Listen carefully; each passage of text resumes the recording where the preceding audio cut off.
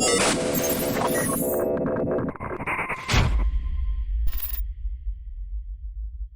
folks, welcome back. So today what we're going to do is we're actually going to take the DAX that we learned in the last video and employ them within Power BI. So the first one we're going to do is a sum function. Then we're going to do a count one as well, just to kind of see what the difference is. And then we're going to do something a little bit more complex called calculate, and we're going to see how you can use them to gather pinpointed data. All right, so once we get into Power BI, I'm going to go ahead and go to my table view, and I'm going to just look at my data sets that I have. So I have my customers, I have my dates, and I have my sales data. So what I want to do is I really want to sum up the amount of sales I've had throughout this entire data set. So I want to calculate this column as a whole. I also want to use a count function so that I can see how many customers I have in total as well. Now, obviously, it might be easy just to look at this data set and do that math on your own. However, when you come to larger, more complex data sets, you want to use measures where you're writing out your DAX so that it really does the math for you. So now what we're going to do is we're going to go ahead and build a measure. So we can click on new measure here, and we're going to give it a name, and we're just going to call this total sales. We're going to say equals to open the operator. We're going to say sum. We're going to press tab so we can see now where we can retrieve the data from. And we know the table is sales data and the column is amount. So we're going to go ahead and click on that. We're going to close the parentheses. We can press enter here, or we can press the check mark. And once you do that, you're going to see your DAX measure is going to be nested here. So now what we'll do is we'll create a card.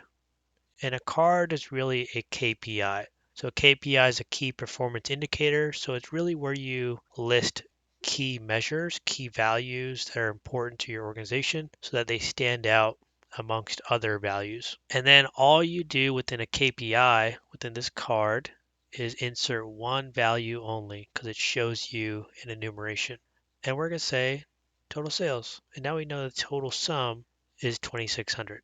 And there's a few other formatting things we can do as well, and we'll talk about that later down the road. But for now, I just want to show you exactly how this calculation looks. So we're going to put this off to the side, and now we're going to make a new measure, and we're going to say total customers count, and we want to see the data from the customers table, and either customer ID or customer name, preferably customer ID because that's a unique value that's just tied to them, right? And count. Now, it really doesn't matter if you use name or ID simply because count just counts your rows. So now we have total customers and we have a listing of 5. So what if I wanted to take this data now for 2,600, this value of the total sales, and find out what half of it is, or maybe even a quarter? How would I do that?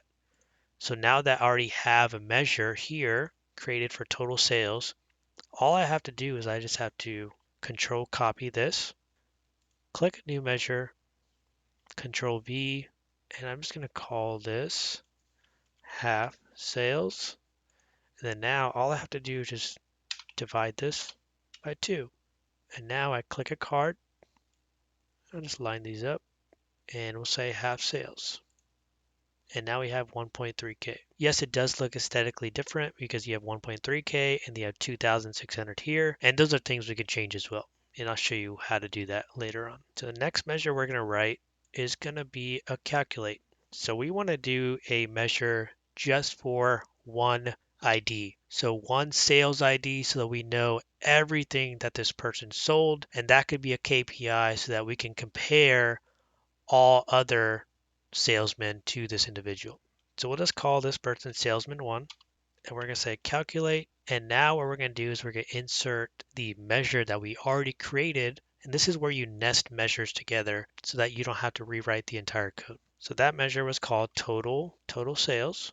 Now we're going to put a comma. All right, so now that we have calculate and total sales built in, we know the measure that we're looking at is the amount. So we want to retrieve the amount of sales a individual salesman had. So now we have to retrieve the table and column for the sales ID we're looking at.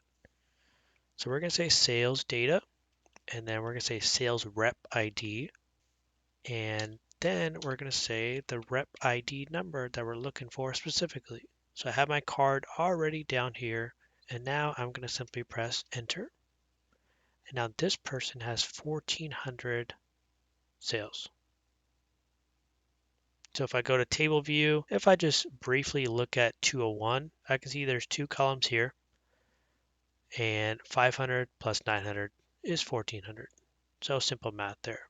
And now I can compare each salesman amongst the entire staff. And then last but not least, so as you'll see from the last video, we can actually see the different icons that are listed here. So in customers, we have the actual table because it's a data set that's coming in. We have our measures. So these are all measures that we created. So everything that was created for these KPIs, these cards, was a measure because they were calculations. We have calendars because they're date values.